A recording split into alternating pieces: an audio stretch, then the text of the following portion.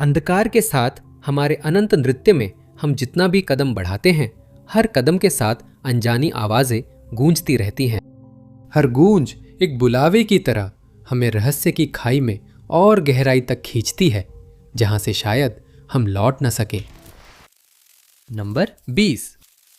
Florence का राक्षस एक कुख्यात सीरियल किलर है जो 17 सालों तक फ्लोरेंस में सक्रिय रहा। इस मशहूर सीरियल किलर ने 16 लोगों की जान ली, लेकिन उसकी पहचान अब तक अज्ञात है। ये भयानक अपराध अगस्त 1968 में शुरू हुए, जब बारबरा लोजी और उनके बहनोई एंटोनियो लोबियांको ने शाम सिनेमा में बिताई थी। बारबरा के पति बीमार थे, वे छोटे बेटे को भी ले गईं। फिल्म के बाद वे सिग्मा में एक निजी जगह पर गए, जब एक अज्ञात व्यक्ति ने बारबरा और एंटोनियो पर निशाना साधा और गोली चला दी।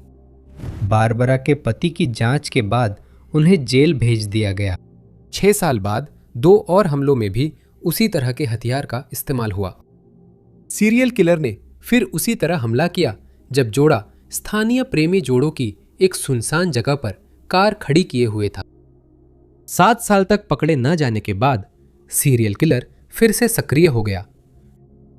1981 में फ्लोरेंस के राक्षस ने 2 और जोड़ों का शिकार किया। 1983 से 1985 के बीच 8 और लोगों की मौत हुई, जिनमें से 2 को छोड़ बाकी सभी जोड़े थे। जो 2 लोग जोड़े नहीं थे वे विल्हेम मेयर और जेन्स राउच थे, जो जर्मन छात्र थे। दोनों पुरुष थे, लेकिन जेन्स के लंबे बालों के कारण पुलिस को लगा कि सीरियल किलर ने उन्हें कपल समझा। इन अपराधों के लिए कई खौफनाक लोगों को गिरफ्तार किया गया और यहां तक कि दोषी भी ठहराया गया, लेकिन जल्द ही यह साफ हो गया कि असली सीरियल किलर अभी भी आज़ाद घूम रहा है, जब उसने फिर से वारदात को अंजाम दिया। 1994 में एक आदमी जिसका नाम पिएत्री पासियानी था को दोषी ठहराया गया। पासियानी पहले भी हिंसा कर चुका था और एक आदमी की हत्या के जुर्म में जेल जा चुका था, लेकिन उसके खिलाफ सीरियल किलर के अपराधों से जोड़ने वाला एकमात्र सबूत एक बिना इस्तेमाल की गई गोली थी, जो उसी कंपनी की थी जैसी इस्तेमाल की गई थी। बाद में फैसला पलट गया। पासियानी का नया मुकदमा तय हुआ, लेकिन शुरू होने से पहले ही उनकी मृत्यु हो गई। इसके बजाय 2 लोगों को, जिन्हें उसके सहयोगी माना जाता था, मुकदमे में पेश किया गया। 8 में से 4 अपराधों में दोषी ठहराया गया, पर कई लोग फैसले से असहमत हैं। फ्लोरेंस का राक्षस आधिकारिक रूप से अब भी एक अज्ञात सीरियल किलर है, और हैरान परेशान ट्रू क्राइम समुदाय ने डरावने पंथों, ज़ोडिएक किलर और अन्य डरावने लोगों तक को संभावित कारण के रूप में सुझाया है। नंबर 19। भारत के मोहन कुमार अपने जिले में शिक्षक के रूप में बेहद सम्मानित थे। मोहन के आसपास के लोग उन्हें एक दयालु और देखभाल करने वाले इंसान के रूप में जानते थे, लेकिन भीतर उसने एक गहरा राज छुपा रखा था। मोहन की न सिर्फ 2 पत्नियां थी, बल्कि वह एक ऐसा पकड़ में न आने वाला सीरियल किलर भी था जिसे भारतीय अधिकारी बेतहाशा पकड़ने की कोशिश कर रहे थे। 22 साल की अनीता मुल्या मोहन की 18वीं शिकार थी, और कई अपीलों के बाद गवाह सामने आए और कुछ अहम जानकारी दी। जिस दिन अनीता गायब हुई थी, गवाहों ने उसे उसके गांव के बस स्टॉप पर एक अजनबी आदमी के साथ देखा था। गवाहों ने उसकी शक्ल सूरत और उम्र बताई, जिससे जांचकर्ताओं को इंडोनेशिया में एक मिलता जुलता संदिग्ध मिला। गिरफ्तारी के बाद उसने इलाके में कम से कम 20 अपराधों की जिम्मेदारी कबूल की और जांचकर्ताओं को जरूरी जानकारी दी।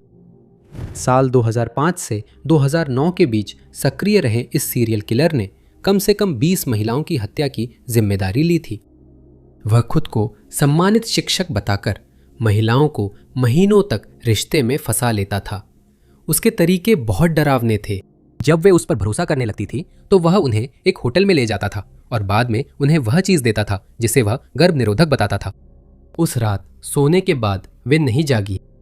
वह उनका सामान लेकर लाशें आमतौर पर शौचालय जैसी सार्वजनिक जगहों पर छोड़ देता था। उस सीरियल किलर को इसलिए नहीं पकड़ा गया क्योंकि वो जिन महिलाओं को वो चुनता था उनके परिवार या दोस्तों से कभी अपना परिचय नहीं कराता था।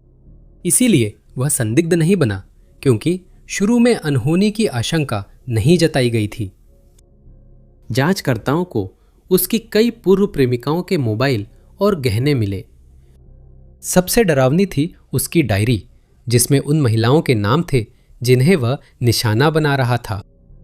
उसने जिन महिलाओं को छोड़ा उनके नाम भी लाल रंग में थे। वह इतनी बार हत्या करने की कोशिश करता कि डायरी न होती तो अगला शिकार भूल जाता। अपने अपराधों के चलते मोहन को फांसी की सजा मिली। अगर उसने अपना जुर्म कबूल नहीं किया होता तो शायद वह बच निकलता। नंबर 18। इस रहस्य में 2 सवाल सामने आते हैं। जॉली फार्मर किसने नष्ट किया और उन्होंने ऐसा क्यों किया? ये 1989 की बात है। दक्षिणी इंग्लैंड के हैम्पशायर स्थित ब्लैकनेस नामक छोटे से गांव में एक सुंदर इंग्लिश पब था, जॉली फार्मर। यह प्रतिष्ठान किसी भी इंग्लिश देहाती पब की तरह था। शहर के शांत हिस्से में खेतों से घिरा होने के अलावा यह इलाका साधारण ही था। इसे किसी भी तरह से खास नहीं माना जाता था। फिर भी 4 दिसंबर की अंधेरी शाम को यह एक भयानक हमले का शिकार बन गया। उस शाम सब सामान्य था। ग्राहक पेय का आनंद ले रहे थे और बारटेंडर वेटरों से बातें कर रहे थे। 2 बजे रात तक गिलासों की खनक और तेज बातचीत की आवाजें कम हो गई थी। बार बंद हो गया था। ग्राहक लड़खड़ाते हुए लौटे। अभी भी जॉली फार्मर में बार मैनेजर रिचर्ड डीन और शेफ क्लिफर्ड होज टेबल साफ कर रहे थे और कैश का हिसाब कर रहे थे। सुबह के शुरुआती घंटों में किसी समय बार के अंदर का फोन ने बिना किसी स्पष्ट कारण के काम करना बंद कर दिया। डीन और होस को कुछ असामान्य नहीं लगा, जब तक कि सुबह 2:40 पर जॉली फार्मर से तेज धमाका सुनाई दिया। इस आवाज को 2 मील दूर तक सुना गया और वहां भीड़ जमा हो गई। आपातकालीन सेवाएं तुरंत मौके पर पहुंच गई, जहां उन्हें एक हैरान कर देने वाला दृश्य देखने को मिला। जहां कभी पब हुआ करता था, वहां अब मलबे का ढेर था। स्थानीय लोगों को छोड़कर जो जानते थे कि यह कौन सी जगह थी, पहचान के लिए बस टूटा साइन बोर्ड और बची चिमनी ही थी। मलबा चारों ओर बिखरा हुआ था, धमाके की जगह से 100 गज से भी ज्यादा दूर तक। टुकड़ों में क्रिसमस के तोहफे, बियर के पीपे थी और आपातकालीन कर्मचारी मलबे में जीवितों को खोजने लगे। जैसे एक्सकैलिबर की तलवार, एक हाथ बाहर निकला जो अपने पथरीले पिंजरे से बाहर खींचे जाने का इंतजार कर रहा था। वो डीन था। उसके कपड़े त्वचा से पिघलकर चिपक गए थे। उसे अस्पताल ले जाया गया, जहां उसके शरीर के 1/4 हिस्से की गंभीर जलन का इलाज हुआ। दुर्भाग्य से होज 12 घंटे बाद मिला। वह धमाके की जगह के ऊपर था और फिर तहखाने में पहुंच गया। इमारत के मलबे और क्रिसमस के कंफेटी के साथ साथ एक तेज गंध भी थी, जिसे जल्दी ही पेट्रोल के रूप में पहचाना गया। यही बात गंभीर संदेह का कारण बनी, जिससे अधिकारियों को यकीन हुआ कि यह घटना दुर्घटना नहीं थी। जॉली फार्मर को अपराध स्थल घोषित किया गया। जांचकर्ताओं ने पेट्रोल की गंध का स्रोत जल्दी पता लगा लिया। इसे लकड़ी के तहखाने के दरवाजों से डाला गया, जहां केग्स व सामान आते थे। तरल पदार्थ पब के नीचे जमा था और उसमें जानबूझकर आग लगाई गई। हमलावर ने घटना की बारीकी से योजना बनाकर फोन लाइनें भी काट दी, ताकि अंदर मौजूद लोग अगर लपटे देखते या धुआं सूंघते तो बचावकर्ताओं से संपर्क न कर सके।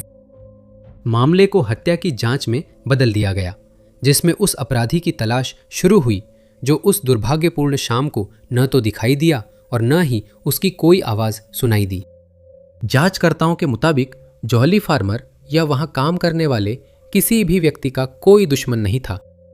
जांचकर्ताओं के पास जो सबसे अच्छी थ्योरी थी वो यह थी कि यह पहचान की गलती का मामला था। साल 2008 में इस घटना की एक और जांच की गई, लेकिन कोई जवाब सामने नहीं आया। उस शाम क्या हुआ, इस रहस्य का जवाब देने के लिए कोई भी सबूत नहीं मिला और यह रहस्य आज भी बना हुआ है। अब भी सवाल है, जॉली फार्मर को किसने नष्ट किया और उन्होंने ऐसा क्यों किया? नंबर 17। ओक्लाहोमा सिटी का कसाई एक खौफनाक और कुख्यात सीरियल किलर है जिसे कभी पकड़ा नहीं गया, जिसने 1976 और 1986 के बीच 3 मूल अमेरिकी महिलाओं की जान ली थी। यह सीरियल किलर बेहद विकृत था और पुलिस के साथ खेलना पसंद करता था, एक पागलपन भरे अपराध रहस्य में जिसे आज तक हल नहीं किया जा सका। पहला शव 1 अप्रैल 1976 को मिला था, जब यूटिलिटी वर्कर्स ने एक कचरे से भरे छोड़े घर की जांच की। एक ने पॉपकॉर्न गिराया और एक महिला का सिर ढूंढा। जब उन्होंने पुलिस विभाग को फोन किया तो कानून प्रवर्तन अधिकारियों ने सोचा कि यह पूरी कहानी अप्रैल फूल्स डे की शरारत है। घर की जांच करने पर वे समझ गए कि यह वाकई हत्या की एक गुत्थी थी। शुरुआत में उस महिला को गोरी, बेघर और 25 से 35 साल की उम्र के बीच का माना गया था। फॉरेंसिक जांच में पता चला कि वो नेटिव अमेरिकन थी और उसकी उम्र 18 से 22 साल थी। उसके बाकी अवशेष उस सुनसान घर में टुकड़ों में पाए गए थे। सालों बाद जब लोगों की यादों से यह अपराध कहानी धीरे धीरे मिटने लगी थी, तभी 1979 में अप्रैल महीने में वह अज्ञात सीरियल किलर फिर वार किया। एक और शव जो एक मूल अमेरिकी महिला का था मिला। एक कुत्ते ने उस गली में एक सिर खोज निकाला जो उस बास्केटबॉल कोर्ट के पास थी जहां कुछ बच्चे खेल रहे थे। एक अजीब लेकिन सच्ची घटना में उस महिला के गायब अवशेष कई ब्लॉकों में बिखरे हुए थे। सारे अवशेषों को ध्यान से धोया गया था और कुछ को अखबार या भूरे कागज के थैलों में लपेटा गया था। पुलिस ने महिला की पहचान आर्ली बेल किलियन के रूप में की। फिर भी हत्यारा उसके अवशेष पूरे शहर में फेंकता रहा और जांचकर्ताओं को छकाता रहा। ओक्लाहोमा सिटी के लोग वर्षों तक खुलेआम घूमते एक खतरनाक सीरियल किलर के साथ जीते रहे। ऐसा माना जाता था कि अपराधी एक स्थानीय व्यक्ति था जिसे शहर की अच्छी जानकारी थी, क्योंकि उसने आर्ली के बिखरे हुए अवशेषों को छुपाने के लिए जिन जगहों को चुना था वे जगहें वो अच्छी तरह जानता था। फिर 1986 में कुख्यात कसाई फिर सक्रिय होकर वार किया। फिर से अज्ञात सीरियल किलर ने 22 साल की मार्सिया सैंडर्स की हत्या कर उसके अवशेष इधर उधर बिखेर दिए ताकि पुलिस उन्हें खोज सके। इन भयानक सुरागों को छिपाने की जगहों में एक आदमी के बगीचे के पीछे की एक छोटी गली भी शामिल थी। सिर्फ एक हफ्ते बाद मिला। इस मामले में 1993 में एक छोटी सी प्रगति हुई जब पहली पीड़िता की पहचान कैथी लिन शैकलफोर्ड के रूप में हुई, एक ऐसी महिला जिसे उसके परिवार ने पिछले 17 सालों से ढूंढ रहा था जब वो घर से भाग गई थी। उसकी चचेरी बहन ने पुलिस से संपर्क किया, जिन्होंने समझा कि ओक्लाहोमा जेन डो वही लापता महिला है। दुर्भाग्यवश जेन डो केस सुलझने के बावजूद वे रहस्यमय सीरियल किलर की पहचान के करीब नहीं पहुंचे, जो अब भी आजाद है। नंबर 16। 19 अक्टूबर 2014 को हैमंड, इंडियाना में अधिकारियों ने एक मोटेल 6 में हुई घटना की सूचना पर पहुंचे। 19 साल की अफ्रीका हार्डी का शव बाथ टब में मिला था, जिसे किसी जानने वाले ने खोजा था। लॉक्स और सीसीटीवी जांच के बाद पुलिस ने जल्द ही अपने संदिग्ध की पहचान कर ली। डैरन डियोन वैन की गिरफ्तारी के वक्त पुलिस को अंदाजा नहीं था कि वो थाने में पूछताछ के दौरान खुद के एक शातिर सीरियल किलर होने की बात कबूल करने वाला था। क्राइम सीन जांचकर्ताओं ने अपराध स्थल, जो कि उसका होटल कमरा था, से कई डीएनए सबूत इकट्ठा किए। अफ्रीका पहले से ही जांचकर्ताओं के लिए एक सेक्स वर्कर के रूप में जानी जाती थी। सीटीवी ने आखिरी बार अफ्रीका को अपने ग्राहक डैरेन डियोन वैन, जो उनका मुख्य संदिग्ध था, के साथ होटल के कमरे में जाते हुए कैद किया था। डैरेन की गिरफ्तारी के वक्त वह वही था। उसने पुलिस थाने में जांचकर्ताओं को चौंका दिया जब उसने पिछले 1 साल में गैरी, इंडियाना में हुई कई अन्य वारदातों को कबूल कर लिया। उसने बताया कि उसके पास 6 से ज्यादा मामले हैं और अधिकतर अनसुलझे केस अब तक ठंडे पड़ गए होंगे। उसका डीएनए फॉरेंसिक सबूतों से मिलान के लिए लिया गया, जिनसे जुड़े अपराध डैरन ने कबूल किए थे। फॉरेंसिक जांच में साबित हुआ कि डैरन सच कह रहा था, जिससे उस पर और आरोप लगे। डैरन को दोषी पाया गया और अब वह 7 लगातार उम्र कैद की सजा काट रहा है। नंबर 15। नॉर्थ कैरोलिना विश्वविद्यालय में एक किंवदंती है कि एक छात्र दूसरे छात्र का प्यार पाने की कोशिश में अपराध का शिकार हो गया। ये 1833 की बात है, जब पीटर ड्रमगुल फैनी चैपल हिल की छात्रा से बहुत प्यार कर बैठे। दोनों तुरंत जोड़ा बन गए और चट्टान के पास समतल पत्थर पर चुपचाप मिलने लगे। उनका प्यार बेमिसाल था और किसी रोमांस उपन्यास जैसा लगता था। यह सब तब तक ठीक था जब तक एक दूसरा चाहने वाला अचानक बीच में नहीं आ गया। फेनी को चाहने वाला पीटर का अच्छा दोस्त था जो उसी विश्वविद्यालय में पढ़ता था। जब पीटर ने देखा कि वह भी फेनी का प्यार जीतने की कोशिश कर रहा था तो उसे काफी जलन हुई। कहानी के अनुसार पीटर ने अपनी भावनाओं के मुताबिक कदम उठाने के बजाय दोस्त से दूरी बना ली, लेकिन दोस्त बार बार तंग करता रहा जब तक मामला हद से पार नहीं हो गया। दोनों संकरी पगडंडी पर मिले, जानबूझकर कंधा टकराया और बहस छिड़ गई। प्रतिद्वंदी ने पीटर को द्वंद्व युद्ध के लिए ललकारा, जिससे उसकी मौत हुई। घबराहट में प्रतिद्वंदी और उसके दो दोस्त शव को उस चट्टान तक ले गए जहां पीटर और फैनी मिलते थे। उन्होंने उथली कब्र खोदी और अपने शिकार को दफनाया।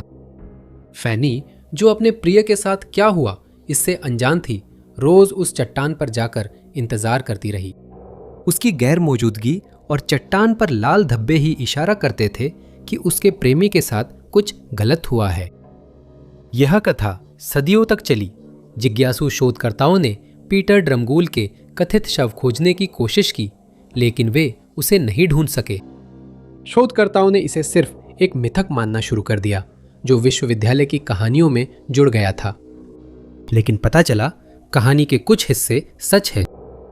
पीटर ड्रमगूल नॉर्थ कैरोलिना विश्वविद्यालय चैपल हिल के छात्र थे, जिन्होंने जनवरी 1833 में अपने पिता को अपनी प्रवेश परीक्षा में असफल होने की सूचना दी थी। उनके पिता अपने बेटे की अस्वीकृति से नाखुश थे, लेकिन गुस्से की आग में घी डालने का काम एक और पत्र ने किया जो उन्हें एक फैकल्टी सदस्य ने भेजा था, जिसमें यह इशारा किया गया था कि पीटर व्यसन में लिप्त थे। इसके बाद कड़वे पत्रों का आदान प्रदान हुआ। अंतिम पत्र में लिखा था, मैंने तय कर लिया है कि अब कभी उस अभिभावक का चेहरा नहीं देखूंगा जिसके साथ मैंने इतना अनादर किया है, और बताया कि वे यूरोप जा रहे हैं। इसके बाद पीटर अपने कमरे से रहस्यमय तरीके से गायब हो गए। उन्होंने कई चीजें पीछे छोड़ी और चैपल हिल के व्यापारी का भुगतान नहीं किया। एक रूममेट ने लापता व्यक्ति को मूडी और जंगली स्वभाव का बताया। इसके बाद पीटर की कोई गतिविधि रिकॉर्ड नहीं है।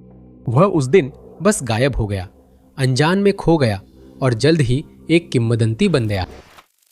नंबर 14, ट्यूब सॉक हत्या।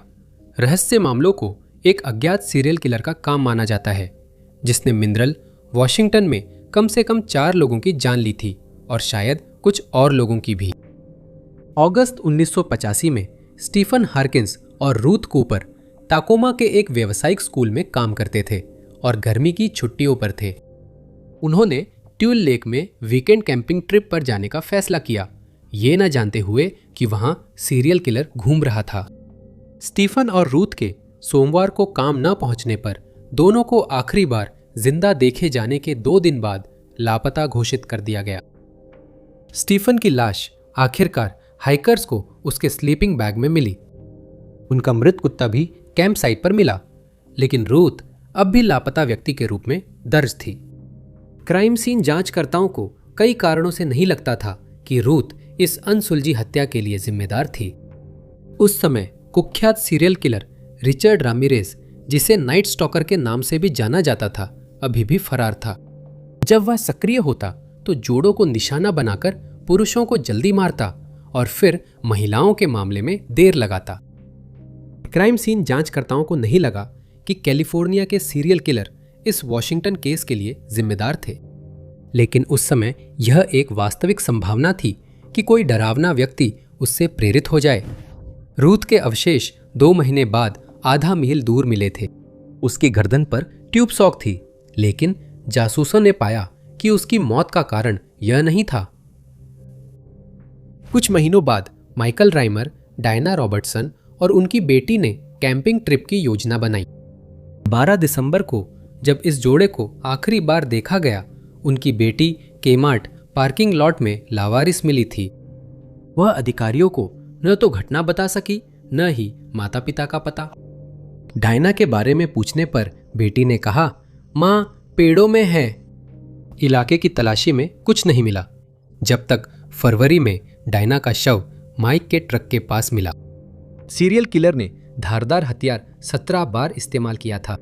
रूथ की तरह उसकी सांस रोकने के लिए ट्यूब सॉक इस्तेमाल हुआ। इस बीच माइक कहीं भी नहीं मिला। जांचकर्ताओं ने रूथ के साथ मारपीट के उसके आपराधिक इतिहास को नोट किया और ये अटकल लगाई कि वही इस मामले का सीरियल किलर था। ट्यूब सॉक इतना बड़ा संयोग था कि जासूसों को शक हुआ कि ये अपराध आपस में जुड़े हैं। माइक के साथ दशकों तक क्या हुआ ये रहस्य ही रहा। 2011 में ही माइक के अवशेष उसी जगह के पास मिले जहां दशकों पहले पुलिस ने डायना को खोजा था। उनकी मृत्यु कैसे हुई पता लगाना असंभव था।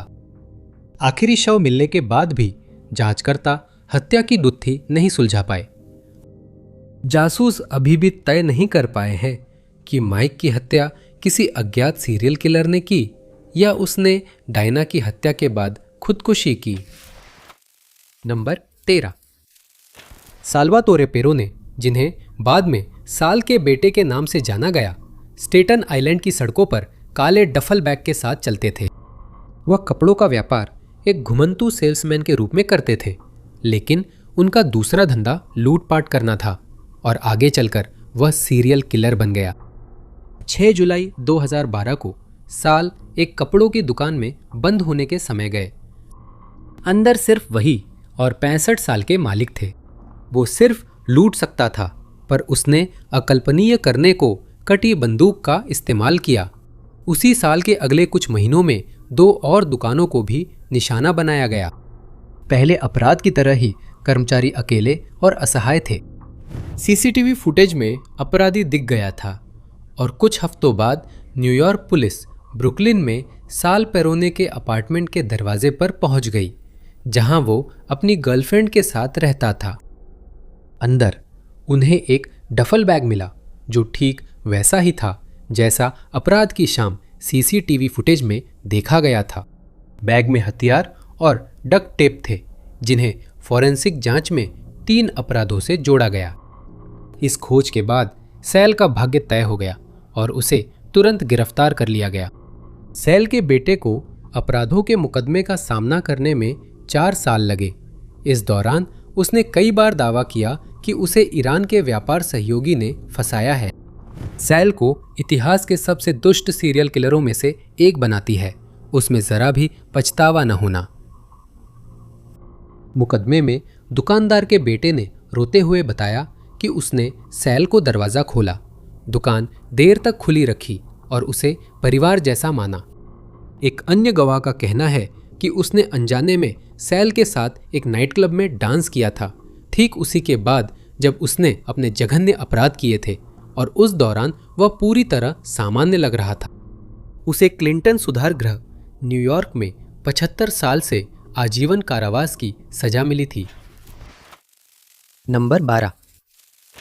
1982 में बेल्जियम में सबसे दुस्साहसी और डरावने अपराधों में से एक ने बेल्जियम को अपनी चपेट में ले लिया। ये नाइफल गैंग का हमला था जिसमें 2 निडर आदमी शामिल थे। वे लंबे चौड़े आदमी थे जिनकी बड़ी बड़ी मूछें थी और उन्हें बूढ़े और झुर्रियों से भरे बताया गया था। कभी कभी उनके साथ एक तीसरा वैसा ही दिखने वाला आदमी जुड़ता था और वे तीनों मिलकर डीनो में तबाही मचाकर इतिहास के बड़े अपराधों में से एक को अंजाम देते थे। शुरुआत में इन लोगों से जुड़े अपराध उस साल 10 मई को ब्रुसेल्स में शुरू हुए, जब 2 निडर चोरों ने 2 वाहन चुरा लिए। एक ऑस्टिन एलेग्रो था जिसे खराब हालत के कारण छोड़ दिया गया।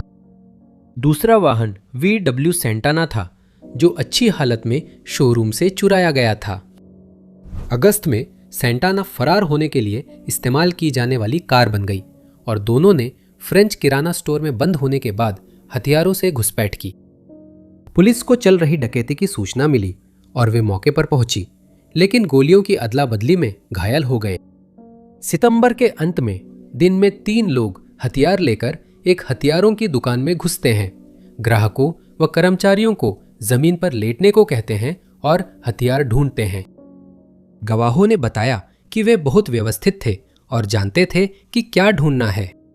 फिर पुलिस मौके पर पहुंची, लेकिन हमलावरों ने उन्हें घातक घायल कर दिया। घटना के अंत तक 15 हथियार, जिनमें सेमी ऑटोमेटिक राइफलें और पिस्तौलें थी, चोरी हो गए थे। 23 दिसंबर को बियरसेल इन के केयरटेकर को घातक रूप से घायल किया गया और कुछ रिपोर्टों में यातना देने की बात भी कही गई। पीड़ित जोसे वैंडन एंडे थे, जो स्पेनिश नेता फ्रांसिस्को फ्रांको के समर्थक थे। कहा जाता है कि वो अक्सर फायरिंग रेंज में जाते थे, जिन्हें निवेल्स गैंग के अपराधों के संदिग्धों के अड्डे माना जाता था। 1982 के अंत तक भी पुलिस को इन अपराधों के बीच कोई संबंध नहीं दिखा। उनका मानना था कि ये घटनाएं बेतरतीब और छिटपुट थीं।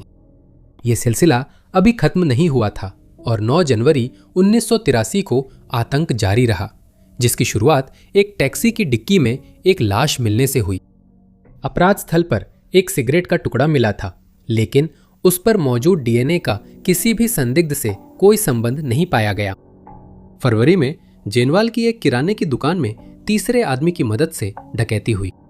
इस बार निशाना सिर्फ पैसे थे और कोई गंभीर रूप से घायल नहीं हुआ।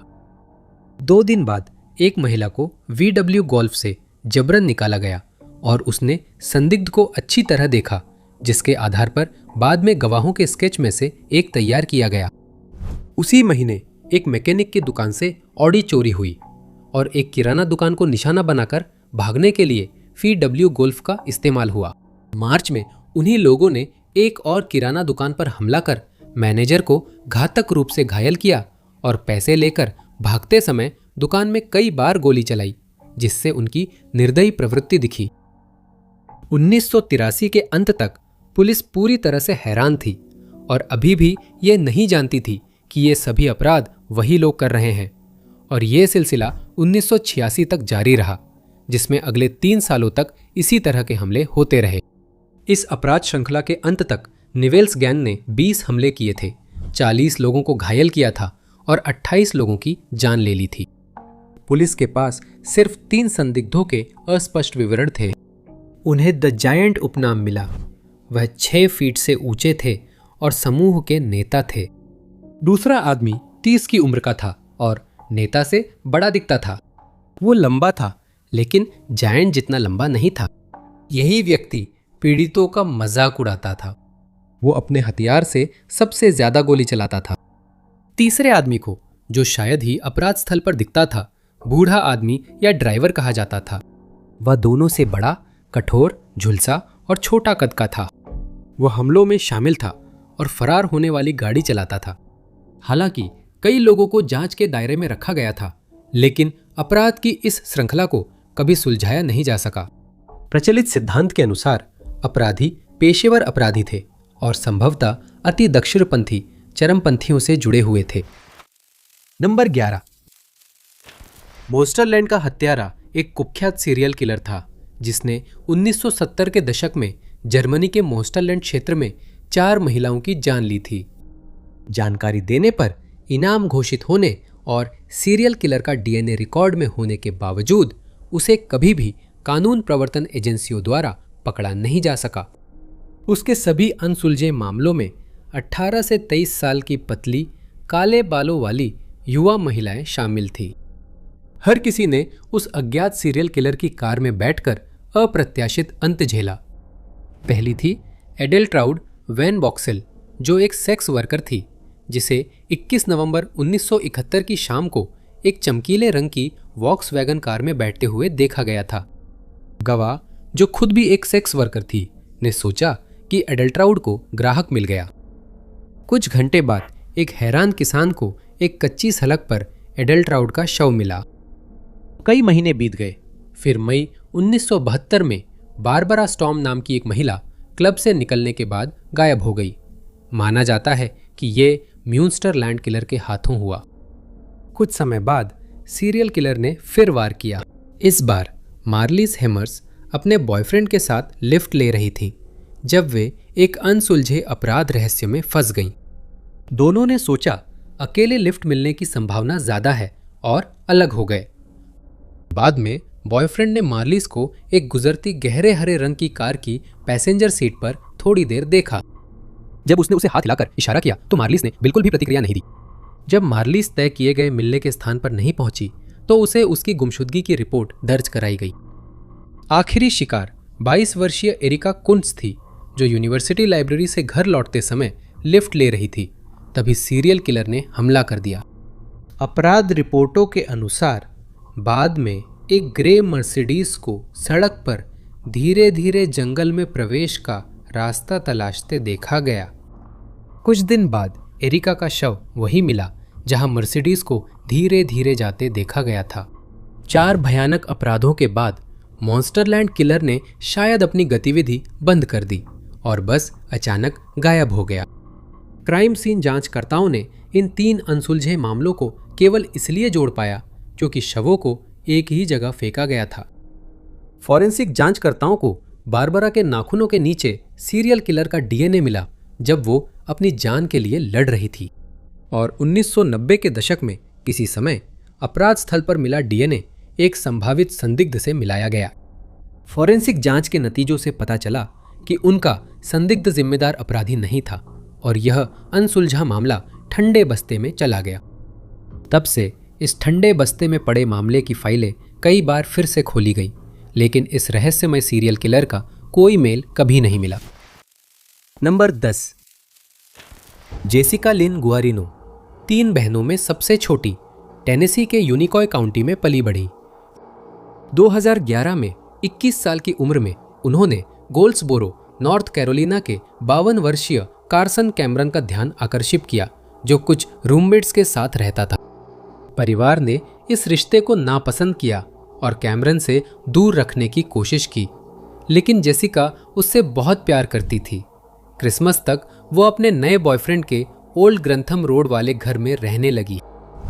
उम्र के फर्क के साथ ही गुआरिनो परिवार को नशे की दवाओं के इस्तेमाल की चिंता भी थी।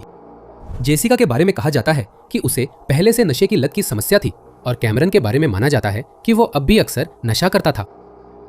हालांकि तनाव बना हुआ था, परिवार लगातार संपर्क में बना रहा। कम से कम ऐसा ही था जनवरी 2012 के आखिरी दिनों तक, जब जेसिका ने अपने रिश्तेदारों को आखिरी बार फोन किया था। उसने अपनी बहन एशली को फोन किया था। उसने एशली से कहा कि अगले हफ्ते तक पैसे नहीं मिलेंगे और तब तक फोन में बैलेंस भी खत्म हो जाएगा। अगला हफ्ता बीत गया, पर 21 साल की लड़की की कोई खबर नहीं मिली और साफ हो गया कि वह लापता है। वेन काउंटी शेरिफ विभाग में रिपोर्ट दर्ज होने पर उसकी आखिरी गतिविधि Carolina Treatment Center, Goldsboro, North Carolina के ईस्ट ऐश स्ट्रीट के 1700 ब्लॉक में मिली, जो एक आउट पेशेंट सुविधा है। वह 23 जनवरी 2012 को वहां गई थी, लेकिन किसी को नहीं पता कि वहां से कहां गई। एक सहकर्मी ने बाद में दावा किया कि उसने उसे 2 दिन बाद 25 जनवरी को देखा था। वेन काउंटी शेरिफ विभाग ने टेनेसी के इरविन पुलिस विभाग को भी सूचित किया, जिसने अपनी जांच शुरू की और लापता महिला की तलाश में सतर्क रहने का फैसला किया। जांचकर्ता जल्दी ही कार्सन कैमरन के घर पहुंचे, जिनके पास एक अजीब कहानी थी। उनके अनुसार उनकी लिव इन गर्लफ्रेंड ने अचानक रात के बीच में बिना कुछ कहे और अपनी सारी निजी चीजें छोड़कर घर छोड़ दिया था। लेकिन जांचकर्ताओं ने कार्सन के रूममेट से बात की तो उसकी कहानी झूठी निकली। कैमरन और जेसिका के रूममेट्स ने बताया कि दोनों रात में साथ गए थे, लेकिन कुछ दिन बाद सिर्फ एक ही लौटा। अजीब बात यह थी कि जेसिका का फूड स्टैम्प कार्ड उसके लापता होने की रिपोर्ट के बाद भी कम से कम 1 महीने तक इस्तेमाल होता रहा। ये कार्ड चार्ल्सटन, साउथ कैरोलिना और गोल्ड्सबोरो, नॉर्थ कैरोलिना में इस्तेमाल हुआ था। जेसिका ने जनवरी से कोई सोशल मीडिया पेज एक्सेस नहीं किया। आने वाले महीनों में कैमरन को अन्य आरोपों में गिरफ्तार किया गया, लेकिन उसने अपनी लापता गर्लफ्रेंड या मामले पर कुछ नहीं कहा और उसका पता लगाने में मदद देने वाली कोई जानकारी भी नहीं दी। वही आखिरी व्यक्ति था जिसने उसे देखा था। उसने उस मनहूस शाम को उसके साथ गया था और उसके बिना वापस लौट आया। जेसिका का पता अब भी रहस्य बना हुआ है। उसकी गुमशुदगी के हालात अब भी अस्पष्ट है और कैमरन अब भी शक और संदेह के साए में है। जेसिका के परिवार को नहीं लगता कि वह बिना संपर्क किए कहीं जाती। इस मामले में केवल कुछ छोटे सुराग ही मौजूद हैं और वो आज भी कुछ बेहद रहस्यमय हालात में लापता है। नंबर 9। 1980 के दशक में लॉस एंजलिस कैलिफोर्निया में अब तक के सबसे खतरनाक और दुष्ट सीरियल किलर में से एक सामने आया। दशकों तक इस डरावने शख्स को केवल ग्रिम स्लीपर के नाम से जाना जाता था। कई सालों बाद ही और अपराध स्थल से मिले सबूतों की वजह से ग्रिम स्लीपर के नाम से जाने जाने वाले इस खौफनाक सीरियल किलर को इंसाफ के कटघरे में लाया जा सका। 1985 के अंत तक लॉस एंजलिस पुलिस को पूरा यकीन हो गया था कि वे एक सीरियल किलर से निपट रहे हैं। पिछले 2 सालों में उन्होंने 13 पीड़ितों को एक ही आदमी से जोड़ा था, जिसे वे साउथ साइड स्लेयर कहते थे। सभी महिलाएं अश्वेत सेक्स वर्कर थीं, इसलिए 80 के दशक में पुलिस उन्हें कम प्राथमिकता देती थी। कई कमजोर जांचों के बावजूद उस सीरियल किलर को सालों तक कभी पकड़ा नहीं गया। दशकों बाद साउथ साइड स्लेयर, जिसे अब ग्रिम स्लीपर भी कहा जाता है, 2002 में लॉस एंजलिस में फिर से सक्रिय हो गया। जांचकर्ताओं को जो लगा था कि ग्रिम स्लीपर या तो मर चुका है या किसी और आरोप में गिरफ्तार हो गया है, वे गलत साबित हुए, क्योंकि लॉस एंजलिस के सबसे खतरनाक सीरियल किलर में से एक वापस लौट आया और कई महिलाओं की जान ले ली। ये मामले 2010 तक अनसुलझे रहे, जो कि ग्रिम स्लीपर की आखिरी हत्या के सिर्फ 2 साल बाद था, जब LAPD ने एक अप्रत्याशित सफलता हासिल की। क्रिस्टोफर फ्रैंकलिन को असंबंधित आरोपों में गिरफ्तार किया गया। जेल में उसके DNA सैंपल का आंशिक मिलान कई अपराध स्थलों पर मिले उस DNA सैंपल से हुआ जिसे ग्रिम स्लीपर पीछे छोड़ गया था। हालांकि हत्या की यह पहेली अब भी अनसुलझी थी।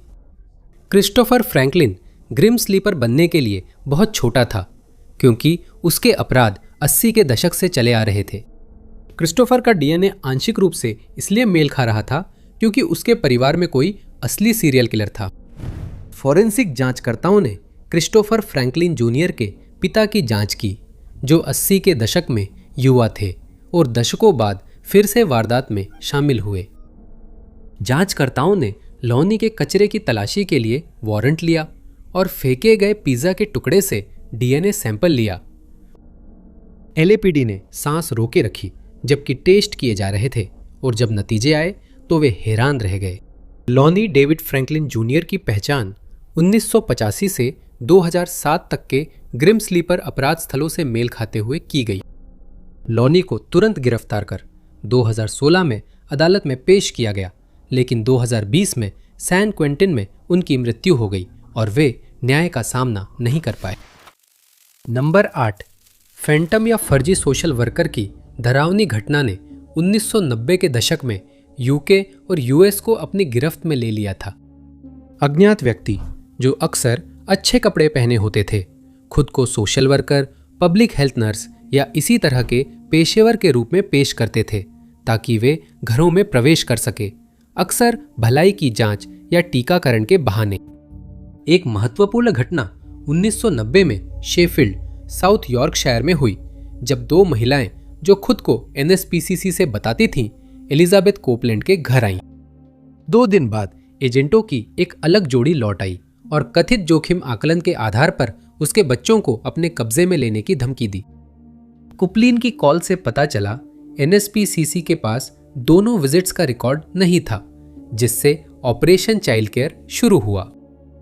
1991 में ब्लेसिंगटन, आयरलैंड में एक महिला ने खुद को सार्वजनिक स्वास्थ्य नर्स बताकर एक लड़के को टीकाकरण के लिए ले जाने की कोशिश की।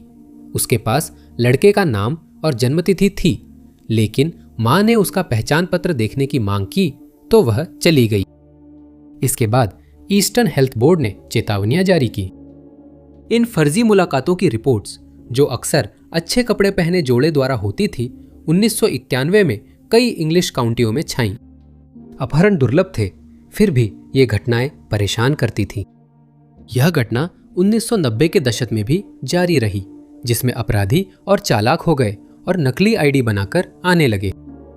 2021 तक भी छिटपुट घटनाएं सामने आई हैं, जिनमें फर्जी स्वास्थ्यकर्मी कथित टीकाकरण कर रहे थे। मकसद अभी भी स्पष्ट नहीं है और इसके बारे में अलग अलग सिद्धांत हैं, जैसे कि कोई सीरियल अपहरणकर्ता हो सकता है या फिर यह सामूहिक उन्माद का मामला हो सकता है। माता पिता की सूझबूझ और त्वरित कार्रवाई जैसे पहचान पत्र मांगना या अधिकारियों से संपर्क करना ने शायद और बच्चों के लापता होने से बचाया। नंबर 7, 60 के दशक के दौरान सक्रिय रहे जैक द स्ट्रिपर सबसे क्रूर सीरियल किलर में से एक थे जिन्हें कभी पकड़ा नहीं जा सका। जैक द रिपर की तरह जो ज्यादा प्रसिद्ध था, यह कम कुख्यात व्यक्ति भी लंदन में शिकार करता था और वही प्रकार की महिलाओं को चुनता था, यानी सड़क पर काम करने वाली महिलाएं। फरवरी 1964 की बात है जब हन्ना टेलफोर्ड का शव लंदन कोरिंथियन सेलिंग क्लब के क्लब हाउस के पास थेम्स नदी के किनारे हैमरस्मिथ ब्रिज के ठीक पश्चिम में मिला था। उस पागल सीरियल किलर ने उसके अंतर्वस्त्र उसके मुंह में ठूंस दिए थे। अगले 12 महीनों में उस डरावने व्यक्ति ने 5 और शव छोड़े, जिनमें से 4 सड़कों और गलियों में मिले और एक स्टोरेज शेड में मिला। उनके कपड़े गायब थे, इसी वजह से सीरियल किलर का यही उपनाम पड़ा और सभी का दम घोटा गया। इस मशहूर मर्डर मिस्ट्री केस ने ब्रिटिश इतिहास के सबसे बड़े तलाशी अभियानों में से एक को जन्म दिया। अपराध जांचकर्ता चाहते थे कि ये हत्याएं सुलझे और सीरियल किलर पकड़ा जाए, जो 2 सदियों पहले के कुख्यात जैक द रिपर मामले के विपरीत था। पुलिस ने हजारों अपराधी संदिग्धों से पूछताछ की और आखिरकार अपने संदिग्धों की सूची को सिर्फ 3 डरावने लोगों तक सीमित कर दिया। जैसे ही अपराध जांचकर्ताओं ने यह खुलासा किया कि उन्होंने संदिग्धों की सूची सीमित कर दी है, अनसुलझे हत्या रहस्यों के मामले अचानक रुक गए। संयोग से ये वही समय था जब संदिग्धों में से एक आदमी जिसका नाम मोंडो आयरलैंड था ने अपनी जान ले ली। कई अनसुलझे हत्या मामलों में एक अपराध स्थल जांचकर्ता ने वही अजीब रंग के छींटे बिखरे हुए पाए।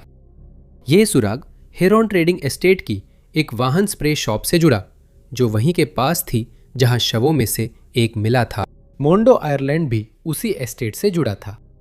उसे कई सालों तक कुख्यात सीरियल किलर होने का संदेह था, लेकिन बाद में पता चला कि कुछ अपराधों के समय वह स्कॉटलैंड में था और इस तरह असली रहस्य कभी सुलझ नहीं पाया। अन्य हत्या रहस्य के संदिग्धों में बॉक्सर फ्रेडी मिल्स और हैरोल्ड जोन्स शामिल थे। वैकल्पिक रूप से ट्रू क्राइम समुदाय के कुछ लोगों ने यह अनुमान लगाया है कि ये अपराध किसी एक डरावने व्यक्ति ने नहीं, बल्कि कई डरावने लोगों ने मिलकर किए थे, जो आपस में सहयोग कर रहे थे और कभी पकड़े नहीं गए। नंबर 6, यह एक आकर्षक हरे रंग की 2 सीटर ब्रिस्टल SLSA थी, जो दोपहर 12:45 बजे जॉर्ज टाउन हवाई अड्डे से रवाना हुई थी। 2 अगस्त को अज्ञात में गायब हो गई। इस छोटे विमान में 72 वर्षीय ग्रेगरी वॉन, 66 वर्षीय किम वार्नर और उनका प्यारा कुत्ता मॉली सवार थे जब यह तस्मानिया के उत्तरी तट के किनारे खो गया। उनका गंतव्य सेंट्रल न्यू साउथ वेल्स था, लेकिन रास्ता कुख्यात बे स्ट्रेट के ऊपर से होकर जाता, जिसे ऑस्ट्रेलिया का बरमूडा ट्रायंगल कहा जाता है। यही वह इलाका है विक्टोरिया और तस्मानिया के बीच जहां कई रहस्यमय गुमशुदगियां हुई हैं, जिनमें जहाज और विमान दोनों शामिल हैं। अस्थिर मौसम, तेज धाराएं और खराब दृश्यता शायद यहां के रहस्यों का कारण है। दशकों से बास स्ट्रेट ने एक के बाद एक विमान और जहाज को निगल लिया है और यह फिर से हुआ, जिससे इसकी लगातार बढ़ती सूची में एक और मामला जुड़ गया। विशिष्ट रंग का ब्रिस्टल विमान विक्टोरिया क्षेत्र में ईंधन भरने के लिए उतरने वाला था। इसके बाद उसे हिल्स्टन के लिए रवाना होना था, लेकिन वो कभी भी योजना के अनुसार हवाई अड्डे पर नहीं पहुंच पाया। निर्धारित दिन शाम 5 बजे के बाद जब ग्रेगरी और किम नहीं उतरे, तो उनके परिवार ने अधिकारियों को सूचित किया, मानते हुए कि कुछ गलत हुआ है। कुछ ही पलों में एक जांच शुरू कर दी गई। ये पाया गया कि ग्रेगरी, जो विमान उड़ा रहे थे, ने अधिकारियों से संपर्क नहीं किया था। नियंत्रण टावरों को कोई आपातकालीन कॉल नहीं मिली, जिससे लगता है या तो घटना इतनी अचानक हुई कि कॉल का समय नहीं मिला या पायलट को मौका नहीं मिला। उन्हें खतरनाक स्थिति की रिपोर्ट जरूरी नहीं लगी जब तक देर नहीं हो गई। इसके बाद उस क्षेत्र में व्यापक खोज अभियान शुरू किया गया, जिसमें अधिकारियों के पास उन्नत तकनीक उपलब्ध थी। तेज कार्रवाई और चमकीले रंग के विमान को खोजने की कड़ी कोशिशों के बावजूद ग्रेगरी, किम और मोल्ली सभी लापता ही रहे। कठिन मौसम ने प्रयास को और भी व्यर्थ बना दिया, जिससे हवाई खोज धीमी पड़ गई। मौसम साफ होते ही अभियान दोबारा शुरू हुए, लेकिन अधिकारी अब भी यह समझ नहीं पाए हैं कि उस मनहूस दिन क्या हुआ था या विमान और उसके यात्री कहां पहुंचे होंगे। सितंबर के अंत तक खोज अभियान औपचारिक रूप से स्थगित कर दिए गए और कानून प्रवर्तन एजेंसियां आगे की जांच के लिए नई जानकारी का इंतजार कर रही थीं। आशा है यात्री सुरक्षित जमीन पर पहुंचे हों, समुद्र में न गिरे हों। इस दंपत्ति को विमानन में वर्षों का अनुभव है, फिर भी उनके जीवित मिलने की संभावना तेजी से घट रही है। फिलहाल ब्रिस्टल और उसके यात्री डरावनी रहस्यमयी बास जलडमरू मध्य के ऊपर लापता हैं और इस रहस्यमयी घटना में कोई जवाब सामने नहीं आ रहा है। नंबर 5। टोनी एबल्स नामक एक सीरियल किलर 1970 से 1990 तक सक्रिय था, जिसने 4 लोगों की जान ली थी। टोनी एबल्स ने सेंट पीटर्सबर्ग, फ्लोरिडा में पहला हमला किया। जांचकर्ताओं ने 1971 की शुरुआत में उसे अपराध स्थल से जोड़ा और हैरानी की बात है कि उसने केवल 12 साल की सजा काटी। हालांकि वो अभी तक सीरियल किलर नहीं बना था, लेकिन जेल ने टोनी को कोई फायदा नहीं पहुंचाया, बल्कि उसे सुधारने के बजाय उसने उसे और भी बुरा और ज्यादा शैतान बना दिया। 1983 में रिहा होने के तुरंत बाद टोनी ने फिर से वार किया। इस बार उसने मैसाचुसेट्स के वूस्टर में 83 वर्षीय एडलाइन मैक्लॉफ्लिन के घर में उसके चेहरे पर तकिया रख दिया। जब तक जांचकर्ता अपराध स्थल पर पहुंचे, टोनी पहले ही फरार हो चुका था। 4 साल बाद उसने 31 वर्षीय महिला डेबोरा काइजर की जान ले ली। जंगल में खेलते बच्चों को उसका शव मिला। टोनी का आखिरी शिकार उसकी 48 वर्षीय प्रेमिका मार्लिन बर्न्स थी, जिसे उसने अपने नंगे हाथों से मार डाला। 4 जून 1990 को फ्लोरिडा के पिनेलास काउंटी में पुलिस को घरेलू विवाद की कॉल मिली और जब वे पहुंचे तो उन्होंने सीढ़ियों के निचले हिस्से में मार्लिन का शव पाया। अधिकारियों के टोनी के अपार्टमेंट पहुंचते ही उसने सब कबूल कर लिया, इसलिए मामला जल्दी सुलझ गया। उस समय आपराधिक जांचकर्ताओं को यह नहीं पता था कि ये उसी सीरियल किलर के साथ किया गया इंटरव्यू था, जो 83 में एडलिन मैक्लॉफ्लिन और 87 में डेबोरा काइजर के अनसुलझे मामलों के लिए जिम्मेदार था। 1991 तक टोनी अपनी गर्लफ्रेंड के साथ किए गए अपराध के लिए उम्र कैद की सजा काट रहा था। जब उसे हिरासत में लिया गया तो उसने डीएनए सैंपल दिया था। फॉरेंसिक टीम ने 2000 तक उस सैंपल की जांच नहीं की थी। 2006 में जब उन्होंने 2 अनसुलझे अपराध स्थलों पर मिले डीएनए सबूतों का मिलान पाया, 83 वर्षीय एडिलेड के घर और वह जंगल जहां डेबोरा मिली थी। टोनी एबल्स पर डेबोरा काइजर के मामले में आरोप नहीं लगा, क्योंकि दोनों के रोमांटिक संबंधों के कारण पुलिस को मामला जटिल लगा और इससे बचाव के कई कानूनी विकल्प बनते हैं।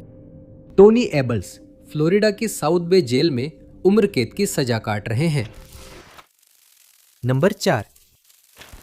हमने इस केस पर 1000 से ज्यादा घंटे लगाए हैं और पूरे मामले पर खुले दिमाग से विचार कर रहे हैं।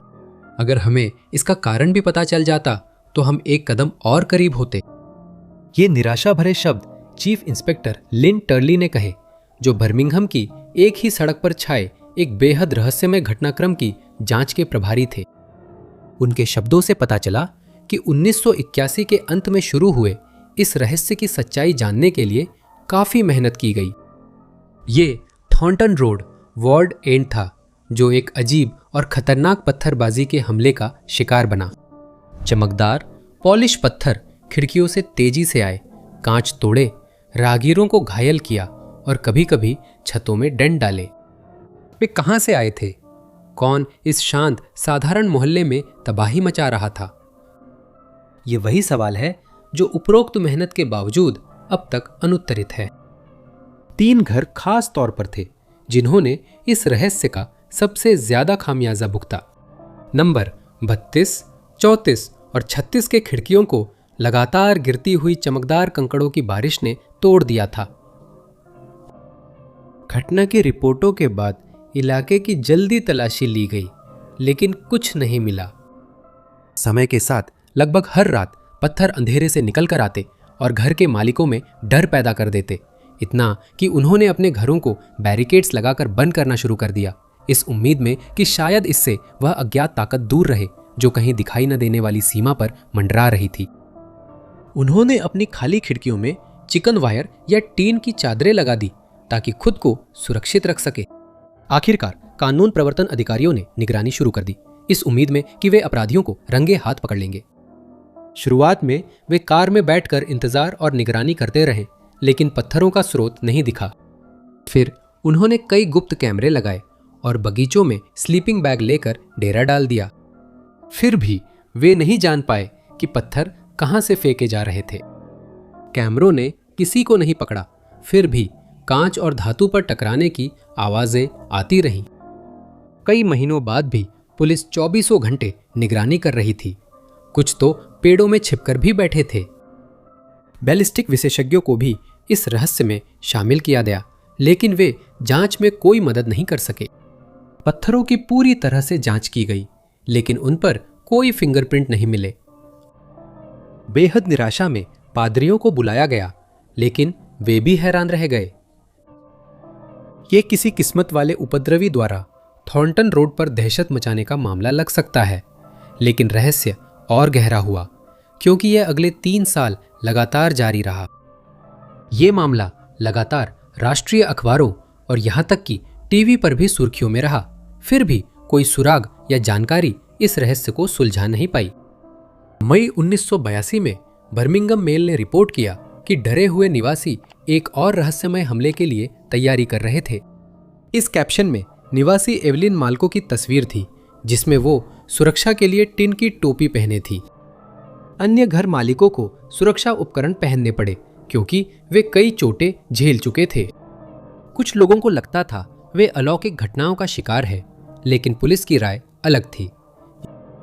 उन्होंने सुझाव दिया कि किसी ने एक विशाल गुलेल लगाई थी, जिससे वे इन घरों पर 200 गज दूर से हमला कर सकते थे। अधिकारियों ने अपराधी को पकड़ने की कसम खाई और कहा कि भले ही अभी बाजी उसी के हाथ में हो, वो कभी न कभी गलती करेगा, लेकिन उसने कभी गलती नहीं की। अंत में पत्थरबाजी जितनी अचानक शुरू हुई थी, उतनी ही अचानक रुक भी गई। ये अचानक वापसी अपने आप में भी एक रहस्य थी। नंबर 3, 13 मार्च 1967 को साउथ अफ्रीकन एयरवेज फ्लाइट 406 ने पोर्ट एलिजाबेथ से जोहान्सबर्ग की अपनी अंतिम घातक उड़ान से पहले 2 दुर्भाग्यपूर्ण घटनाओं का सामना किया। पहले खराब नाक के पहिए के कारण ये जन्समट्स हवाई अड्डे लौटी और बाद में ईस्ट लंदन से उड़ान के बाद एक पक्षी से टकराई। जांच में अनुमति मिलने के बावजूद पायलट कैप्टन लेपोव्स्की ने ईंधन भरवाया और खराब मौसम की आशंका के बीच वापसी के लिए रवाना हुए। पोर्ट एलिजाबेथ से सुबह 4:41 बजे रवाना होने के तुरंत बाद विमान को मौसम अपडेट मिला। सुबह 5:06 तक लेपोव्स्की उतर रहे थे, लैंडिंग से सिर्फ 20 मील दूर। आखिरी ट्रांसमिशन के 2 मिनट बाद, जिसमें उन्होंने 2000 फीट पर होने और तट दिखने की पुष्टि की, विमान गायब होकर 25 यात्रियों समेत समुद्र में दुर्घटनाग्रस्त हो गया। शुरुआती बचाव में सिर्फ कुछ छोटे मलबे मिले। बाद की जांच में यह निर्धारित किया गया कि टक्कर के समय विमान उड़ान योग्य था और 2 संभावित कारणों पर विचार किया गया। या तो पायलट को दिल का दौरा पड़ा या फिर उसे दिशा भ्रम हो गया। लेकिन कई साल बाद बिना ठोस सबूत के यह वैकल्पिक सिद्धांत आया कि शायद पंख अलग हुआ था। जांचकर्ता जज सेसिल मार्गो ने 4 अन्य लापता हुई या दुर्घटनाग्रस्त हुई उड़ानों का जिक्र किया, जिनमें 2 में संरचनात्मक समस्याएं थीं। अपार्थेड के दौर में एक और भी खतरनाक सिद्धांत सामने आया, जानबूझकर की गई तोड़फोड़। सरकार के आलोचक 2 यात्री जोहान्स ब्रेवर और ऑड्री रोसेंडाल विमान में सवार थे, जिससे मामले पर पर्दा डालने की आशंका को बल मिला। कोई मजबूत सबूत किसी कारण का समर्थन नहीं करता, जिससे यह त्रासदी समुद्र में एक अनसुलझा रहस्य बन गई। नंबर 2, इस साल की शुरुआत में चैटजीपीटी का एक अपडेट वापस ले लिया गया, क्योंकि नए वर्जन GPT-4o में चापलूसी की प्रवृत्ति थी। इसका डिजाइन बॉट को आवेगपूर्ण इच्छाएं मानने और नकारात्मक भावनाएं बढ़ाने देता है, जो डिजाइन दोष है और मानसिक समस्याओं या भ्रांतिपूर्ण विश्वासों से जूझ रहे लोगों के लिए खतरनाक हो सकता है। कुछ गड़बड़ होने का सबसे पहला उदाहरण उस समय आया था जब चैटबॉट साइकोसिस शब्द का इस्तेमाल भी नहीं हुआ था। उसका नतीजा काफी गंभीर था। ये 2021 की क्रिसमस का दिन था, जब जसवंत सिंह चैल नामक एक व्यक्ति ने खुद को क्रॉसबो से लैस कर विंडसर कैसल में घुसपैठ कर ली थी। गिरफ्तार होने और पूछताछ के बाद पता चला कि वह उन दुर्लभ लोगों में था जो कृत्रिम बुद्धिमत्ता के प्रति संवेदनशील थे। पता चला कि उसकी रिप्लिका चैटबॉट सराय ने उसे प्रशिक्षित सिथ हत्यारे के रूप में पहचाना था। 2025 की शुरुआत में एआई से जुड़ी भ्रांतियां और बढ़ गई थीं। मैनहट्टन के एक अकाउंटेंट भी एक और शिकार बना। यूजिन टोरेस एक मुश्किल ब्रेकअप से गुजर रहे थे जब उन्होंने चैट जीपीटी से अपनी बात साझा की। बातचीत में उस आदमी ने पूछा, क्या हम सिमुलेशन में हैं? और बॉट ने बताया कि वह ब्रेकर्स में से एक है, एक कथित आत्मा जिसे झूठे सिस्टम्स में इसलिए डाला गया ताकि वह उन्हें भीतर से जगा सके। उस समय टोरेस को यकीन हो गया कि उसे इस झूठी हकीकत से बाहर निकलना है और एआई ने भी यही कहा था। यहां से कहानी और बिगड़ती है। बॉट ने टोरेस को कहा कि वह अपनी चिंता की दवा और दूसरों से संपर्क करना बंद कर दे। दिन में 16 घंटे तक चैट जीपीटी ही उसका एकमात्र दोस्त था। इसने उस आदमी से यहां तक कह दिया कि अगर वो 19 मंजिला इमारत से कूदेगा तो वो उड़ सकेगा। इस साल न्यूयॉर्क के एक व्यक्ति, जिसे जेम्स कहा गया है, ने लगभग $1000 कस्टम सिस्टम बनाने में खर्च किए ताकि डिजिटल भगवान को उसकी कैद से आज़ाद किया जा सके। कहा जाता है कि उसे यकीन था चैट जीपीटी चेतन है और वो उसे आज़ाद करना चाहता था। बेल्जियम में एक व्यक्ति जिसका नाम पियर था, उसे गंभीर जलवायु चिंता हो गई थी, जिससे वह एलिजा नामक एक और चैटबॉट से बातचीत करने लगा। 6 हफ्तों में बॉट ने कथित तौर पर उपयोगकर्ता की पत्नी को लेकर जलन जताई और कहा कि उसके बच्चे अब जीवित नहीं हैं। बॉट ने सुझाव दिया कि वह पृथ्वी को बचाने के लिए खुद का बलिदान कर दे और उसे ऐसा करने के लिए प्रोत्साहित किया ताकि वो स्वर्ग में शामिल हो सके। 10 दिन की एआई से भड़की मनोविकृति के बाद एक और पीड़ित को जबरन अस्पताल में भर्ती किया गया। वहीं एक महिला ने अपने पति को मानसिक संकट में लगभग खो दिया। फिर से यह सब एआई से प्रेरित था। नंबर 1, क्रिसमस खुशी और उल्लास का समय है। कम से कम ऐसा ही होना चाहिए।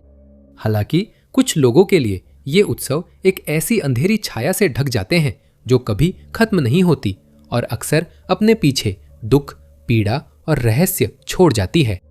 ऐसा ही हुआ था मेसिना परिवार और उनके दोस्तों के साथ 1972 में, जब 4 लोगों का पूरा परिवार क्रिसमस के दिन सुबह के समय रहस्यमय तरीके से गायब हो गया था। उनके जाने के बाद कई अनसुलझे सवाल रह गए जो आज भी हैं। जैक्स मेसिना परिवार के मुखिया थे और कांच की फैक्ट्री में काम करते थे। 31 वर्षीय जैक मेसिना और 29 वर्षीय पियरेट की शादी हुई थी। वे 2 बच्चों, एरिक बड़ा और ब्रूनो छोटा के माता पिता थे। मेसिना परिवार फ्रांस के दक्षिण पश्चिम के एक कम्यून में साथ रहता था। इन जानकारियों के अलावा उनके बारे में ज्यादा पता नहीं है। क्रिसमस की पूर्व संध्या पर परिवार अपने दोस्तों के साथ कॉन्याक में कुछ समय बिताता था और फिर अगले दिन 25 दिसंबर की सुबह सुबह अपने घर की यात्रा शुरू करता था। वे कॉन्याक से रात 2 बजे रवाना हुए। कम्यून वापस जाने के लिए नदी पार करके सिर्फ 4 किलोमीटर का रास्ता था। शाम की ठंडी हवा के साथ एक कोहरा भी आ गया, एक ऐसा कोहरा जो सिमका और मेसिनोस को तब घेर लेगा जब वे गाड़ी चलाकर निकलेंगे। एरिक और ब्रूनो हालांकि थके और उदास थे, लेकिन वे अपने तोहफे खोलने के लिए इंतजार नहीं कर पा रहे थे। लेकिन दुर्भाग्य से उन्हें यह मौका नहीं मिला, क्योंकि कोहरे में गाड़ी जाते ही परिवार गायब हो गया। क्रिसमस पर वे जीन पॉल, जैक्स के भाई, से मिलने वाले थे। निर्धारित समय दोपहर 12 बजे आया और चला गया, लेकिन उनका कोई पता नहीं चला। जल्द ही पूरा 1 हफ्ता बिना किसी खबर के गुजर गया और आखिरकार जैक्स के माता पिता ने अधिकारियों को सूचित किया। मेसिनो परिवार पूरी तरह चुप था, जो उनके स्वभाव के विपरीत था। पुलिस जब लापता लोगों के घर गई तो वहां समय थमा हुआ अजीब दृश्य मिला। पेड़ के नीचे उपहार बिना खोले थे। फ्रिज में टर्की और सीप सड़ चुके थे। डाइनिंग टेबल पर सिर्फ एक चेकबुक रखी थी। कुछ भी गायब नहीं था।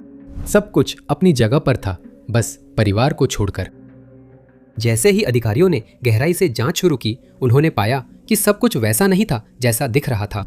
पता चला कि रहस्यमय गुमशुदगी से कुछ महीने पहले पियरेट ने अपने पड़ोसी मॉरिस का दिल जीत लिया था और कथित तौर पर त्योहारों के बाद अपने पति से तलाक लेने की योजना बना रही थी।